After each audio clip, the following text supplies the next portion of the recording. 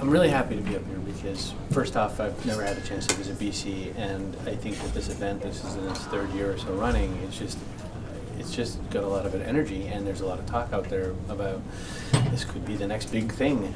And so I'm here because they were foolish enough to ask me, after having such great guests like Scott Stratton and Julian Smith and Amber Naslund and Jay Baer. So they've taken a dip this year, so that next year they'll be set that whoever they bring is going to be such a great speaker. What are you going to be addressing today? Well, they believe I'm going to be talking about Google Plus for business because that's what I said I was going to talk about, but it's not going to happen. Instead, we're going to talk a little bit about how do you get your ideas heard and seen, how do you build a platform around them, and how do you actually get people to care? Because I think everyone seems to focus on one of those three elements, but I don't think we go for all three, and that's sort of the issue at hand. That's how you get impact. Right, there seems to be a lot of businesses that just focus, as you said, on one platform. Well, what is the benefit of kind of opening up your social media world? Well, so first and foremost, I think that trying to pick which place to tell your story is a strange thing because people say, well, Facebook has almost 1 billion users, and I'll say, are they yours? Why don't you just tell your story where it's most comfortable? And so one of the reasons I wrote a book about Google Plus is that there are a lot of great tools for communicating in a way that is useful to a customer, should that be a media customer, business to business, or whatnot. What businesses need to start looking at is how do they equip the human that they're trying to reach where they are. How do they reach them via the mobile platform? How do they reach them at their time of need? When we're out and about, 68% of traffic comes to a website via a mobile device. What we need when we're on our mobile phone is vastly different than when we're leaning back into our laptop.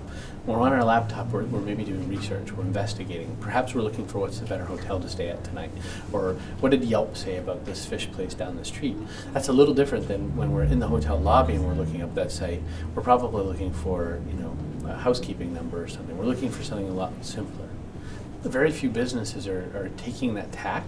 Very few businesses, or any larger organization, nonprofit as well, are just trying to answer that question over and over again. What does somebody need in this context, and how do we reach them and help them?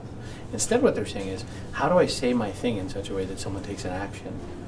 Well, that's part of it, but that's kind of making out before inviting you on a date. You have to kind of start in one. So I think that there's a great opportunity to help people understand that providing good information, helping people who are researching find better research, and making everything have those hooks back to communicate and reach a human via some social channel is the real opportunity. And no, it does not scale, but the opportunity for this personal type media is just huge. Where do you see social media going and growing to?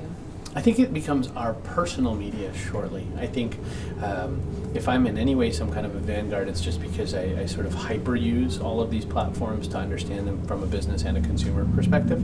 And I would say that where I am personally in my head is I'm not interested in the masses for most things anymore. I'm interested in a smaller community. So that's why Path has started showing up as an interesting social network to people. Pinterest is interesting, I think, because of the fact that it's so visual, and because it really allowed a fast-moving curation kind of an experience so that people can share and repin everything all the time. Also interesting in that is that 74% or so female adoption is the first time in a social network's history that it was vastly overpopulated by women more than men, and I think that tells us something. It tells us that social networking or the internets in general isn't a fellow thing where gentlemen hang out. It's a people thing, and we just hadn't really found the right way to have women feel comfortable communicating yet. What would you suggest for businesses who are looking to maybe get on social media for the first time? Why should they? What would you say? Oh, why is such a great question. With business trying to get involved in using social tools, the reason why should they is because should they want to continue to make money and be a sustainable business and keep a door open, they should. There's really nearly no business that shouldn't find their way onto using a platform at this point. And the reason is most people are using the internet to find or start their search for things. I mean, there's some examples of businesses that won't. A roofing company, a local roofing company doesn't need that. They drive door to door, they put door knocker thingies out, it's totally fine. But car dealerships are losing sales to this because there's an opportunity to be a virtual dealer now. The last car I bought over the internet, sight unseen except for some photos, and it was because my 2 local dealers required me to come in and test drive and all that.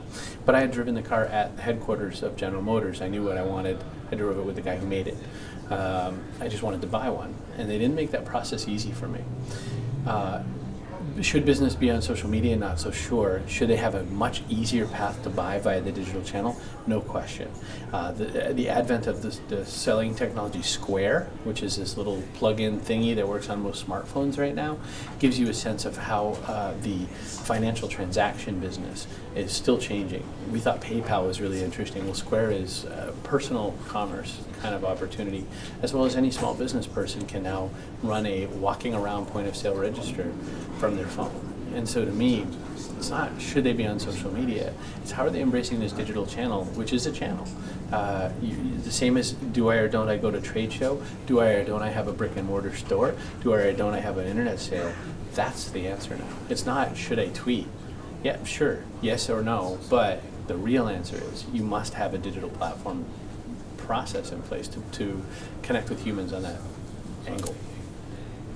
It seems like our world of communication and business has kind of exploded in the last 10 years, even 5 years, 4 years, 2 years with social media. It feels like it's kind of taking over the way that we do communicate with each other. Do you see that this is just a growing trend and is going to stay around? Let's look at when we were kids, when we wanted to share photos of, when our parents wanted to share photos of us, we'd drive to the grandparents' house and hand over like a photo album, and we'd do Sunday visiting. Now this shouldn't be replaced, but I mean we're much more diverse and diffuse now. I mean if you live in BC but your family's in Nova Scotia, it's a little hard to just jump in the wagon and head over. So the sort of #1 gateway drug of a product like Facebook are grandparents looking at grandkids on the social web. So as they are there for that one function, then they start realizing the other things they can do. Seniors are no longer feeling like shut-ins because they have their iPads and they can talk back and forth with other people and they feel like they're reconnected to the world. I met a 78-year-old blogger who was telling me how impressed she was that she was online, and I said, well, you have to meet my friend, she's 86, so you're just a kid. And to me, there's just a whole new world. And for the negatives of it, the positive is, iPad, for example, allowed, and tablets in general, have allowed for accessibility for a lot of autistic children, for people who had trouble speaking. Some of the old tablets before that would cost $30,000, and now the person can use a $500 iPad and do the same thing to communicate. So to me, it's, for the negatives of it feeling hectic for us in the media business, it's different than the person who suddenly has a voice who never did. For people who are watching who don't necessarily use social media or understand it, what would be a reason for them, or why should they maybe consider using it? The kinds of folks, I mean, there are folks who probably could go to their grave and not use these tools and be just fine. It's okay. To me, there's this layer of information that I have that other people don't. So, like I mentioned Yelp earlier in the interview, I don't have to walk into the restaurant and not be happy, because I can read 700 other people's opinion of it. When I go to buy something, I look on Amazon.ca and I see what other people have said about it. Reviews are everywhere. Start with reviews. If you're somebody who's out there just trying to buy things in the world, there's a lot of other people who've come before you that can give you an opinion of them and save you some time and some money. No one likes to feel like they're the idiot that bought the bad thing. Well, there's 700 other idiots who can tell you why not to. What are you hoping to get out of this 2-day social media camp? This is all gravy for me. This is all the opportunity to meet smart, brilliant people, to see a part of the world that I've never been to see the innovation and everything going on here. There's such a tech community here that doesn't get a lot of credit, and I think it's time to roar a little louder about the Victoria tech scene. That's what I'm here for. Thank you very much. Thank you.